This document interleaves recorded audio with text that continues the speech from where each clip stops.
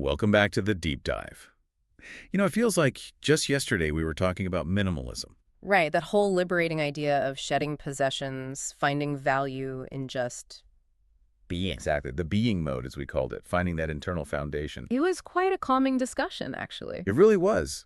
But today we're spinning the dial like 180 degrees. Okay. If letting go feels so good, why does it seem like so many people are caught in this relentless race for more? And not just more, but, flashier things. It's the other side of the coin, isn't it? If minimalism is about finding peace inside, this is almost about, well, managing a conflict outside. A conflict driven by inner doubt. I think so. A constant need to demonstrate something, maybe to themselves as much as others. So today we're diving deep. We're calling it the psychology of ostentation and the parvenu. Basically, why we show off, and especially what's going on with those who've maybe recently acquired wealth or status. You see it constantly, don't you? Social media feeds are full of it, people tagging brands, showing every detail. Oh, absolutely. It's not just the super rich either. It seems to filter down this pressure to perform success. It really does. Wherever status and approval feel like critical resources. Which brings us to our main question for you listening today. Is all this showing off, this ostentation, really a sign of genuine wealth and power? Or is it maybe something else? Could it be fundamentally just a really expensive, very loud cry of insecurity? That's what we want to unpack. We'll look at the psychological compensation that might be happening. Okay. We'll explore how status anxiety fuels this constant consumption. Right, the keeping up with the Joneses on steroids. Exactly. And we'll connect it to certain personality patterns like narcissism and that dependency on what other people think. So we're basically dissecting the ego's hunger that might be hiding behind the fancy watches, the fast cars, the endless perfectly curated vacation photos. Let's start with the core engine, compensation. Right, psychological compensation. Right. When we look at why people feel this compulsion to display, this seems to be the first big piece of the puzzle. It is, and you have to ask, what are they compensating for? Essentially, ostentation looks like this very visible, sometimes aggressive attempt to bridge a gap. A gap Between how someone genuinely feels inside their internal reality, maybe full of insecurity, what we could call their internal foundation and the image they want the world to see, their desired external facade. That distinction is key, isn't it? The inside versus the outside. Yeah. And the parvenu, the person who's newly wealthy or has climbed the social ladder, makes this super visible. Incredibly visible, because they have the external markers now, the money, the nice house, the right labels, but internally, well, maybe they haven't caught up yet. They don't feel like they belong in that new status. Deep down, maybe not. There's often an internal void driving this. And that void, it can come from some really deep places. Like what?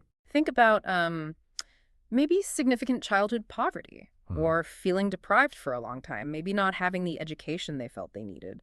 Or, and this is a powerful one, experiencing scorn, rejection, or just being constantly belittled by their original social group or even by the elite they aspired to join. So they carry that feeling of not good enough with them, even after they've technically made it. Like a heavy memory, yeah.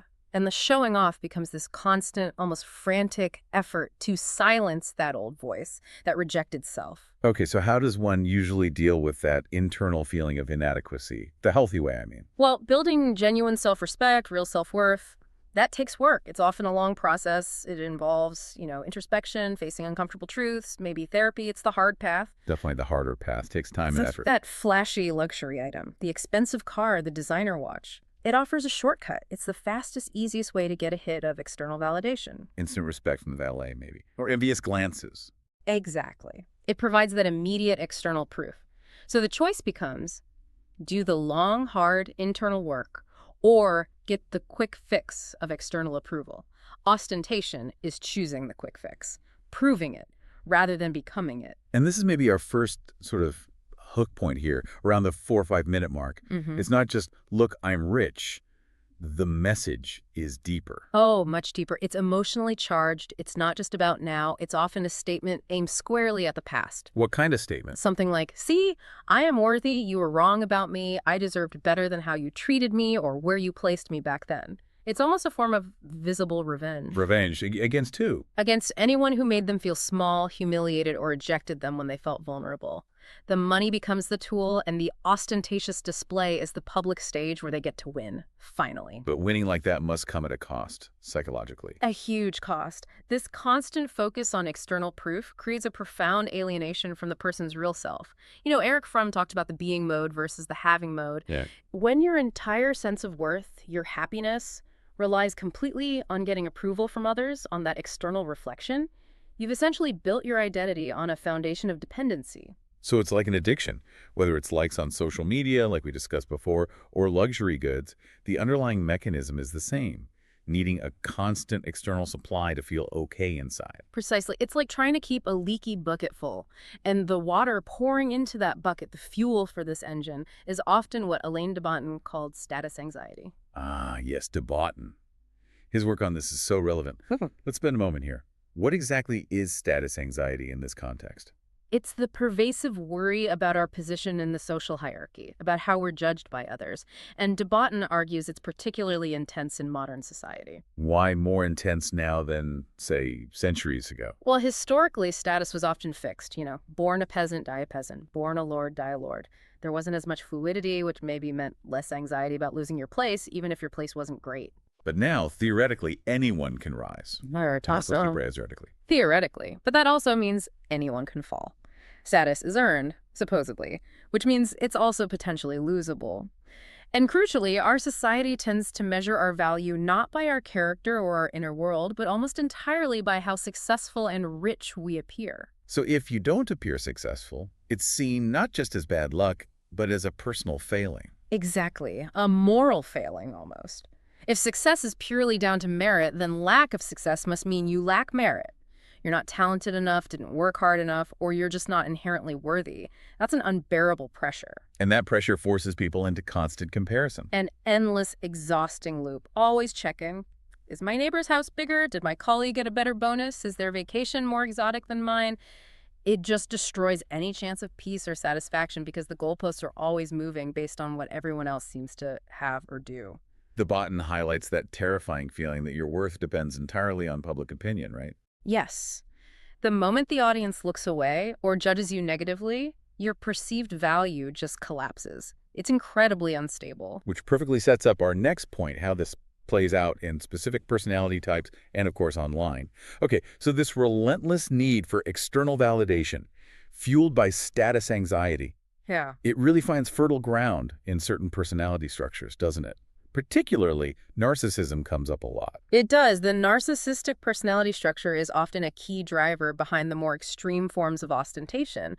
But there's a core paradox here that often trips people up. That the outward display of supreme confidence, even arrogance, in narcissism is usually covering up a profoundly fragile ego. Right, that's counterintuitive. You see the bravado, but underneath. Underneath, there's often a deep well of insecurity, maybe stemming from early experiences where their intrinsic worth wasn't validated. So because they can't generate stable self-esteem from within, they become desperately dependent on a constant external supply. A supply of what? Admiration, approval, validation, even envy from others. They need people to look at them and be impressed. And that's where ostentation comes in. It's the tool to get that supply. Precisely. It functions as the perfect mechanism. The loud pronouncements, the highly visible luxury purchases, the carefully crafted, often exaggerated social media posts, they all act like a giant external mirror. A mirror reflecting back the image they need to see. Exactly. An image that says, I am special, I am superior, you must admire me.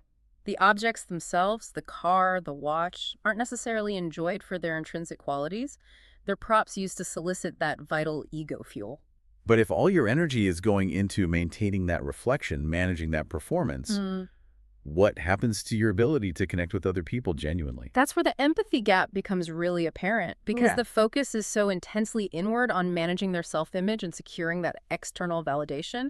There's very little capacity left to truly understand or even notice the feelings and needs of others. So other people become Props, sources of supply, or obstacles. It makes genuine connection incredibly difficult. Which ties back to Fromm's idea of active love, right? Absolutely. From defined mature love as requiring care and responsibility, both of which demand you focus your attention outward on the other person. The narcissistic structure, fueled by ostentation, keeps the focus locked firmly inward. So that kind of selfless connection becomes almost impossible. The display isn't about sharing joy, it's a transaction for self-esteem. And we're better to conduct these transactions today than social media. We touched on this before. It seems like the ultimate stage. It's the perfect arena, isn't it? You don't need massive wealth to participate anymore. You just need the right angle, a filter, maybe a strategically placed logo, and the right caption. It democratizes the performance of success. And the feedback is immediate. Likes, comments. Instant gratification. Those notifications are like little dopamine hits, directly feeding that fragile ego we talked about. It's incredibly reinforcing. To the point where the number of likes almost becomes a measure of survival. It can feel that way, yes. A survival parameter, psychologically speaking.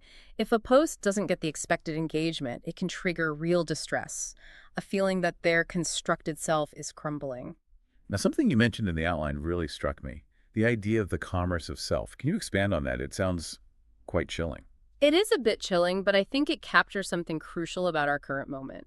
Ostentation, particularly in the digital age, is essentially the act of presenting yourself as a commercial product. Like you're marketing your own identity. Precisely. You curate it, package it, brand it, and put it out there for public consumption and approval. Your value isn't seen as inherent. It's measured by how well your product performs in the market, how many likes, followers, positive comments it gets. So the very consumption mindset that minimalism tries to reject, we've turned it inward onto ourselves. In a way, yes. We're not just consuming goods. We're consuming and commodifying our own identities, reducing the complexity of being human to a set of marketable attributes. Which leads us to that wonderful irony. If this is all about appearing successful, why is it that the truly established, genuinely successful people are often the least flashy? Ah, yes. The quiet wealth phenomenon. It's the observation that often people with substantial, secure wealth or achievement don't feel the need for loud displays.